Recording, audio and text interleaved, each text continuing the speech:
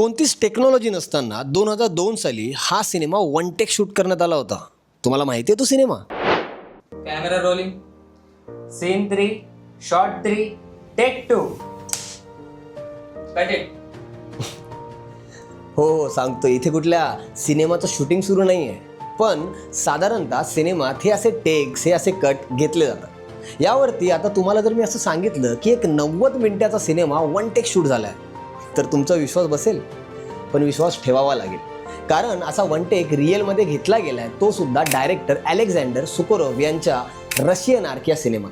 2002 मध्ये रिलीज झालेला Russian arc जगातील पहिली अशी फीचर लेंथ फिल्म आहे जी सिंगल टेकमध्ये शूट झाली. 8 महिने प्लॅनिंग, 1500 ॲक्टर्स, 33 गॅलरीज, 3 लाईव्ह ऑर्केस्ट्राज आणि 22 असिस्टंट डिरेक्टर्स. ही गोष्ट घडली रशियाच्या हेर्मिटेज म्युझियममध्ये 23 डिसेंबर 2001 ला. पण 2001 मध्ये म्हणजे टेक्नॉलॉजीचं काय? पण तेव्हा कॅमेऱ्यात फक्त 45 मिनिटांचंच फुटेज शूट व्हायचं. त्यामुळे एका जर्मन कंपनीने स्पेशल 90 मिनिटांचा हार्ड डिस्क रेकॉर्डर बनवला होता आणि 120 मिनिटं चालणारी बॅटरी सुद्धा तयार करण्यात आली होती. लाइटिंगसाठी हिलियम लाइटिंग्सचे बलून्स वापरण्यात आले होते. प्रत्येक रूमचा मूड, लाइटिंग वेगळं ठेवण्यात आलं होतं. हे शूट करताना 4 वेळा टेक फेल झाला होता, पण शेवटी 5व्या प्रयत्नात हा जादूचा टेक परफेक्ट मिळाला.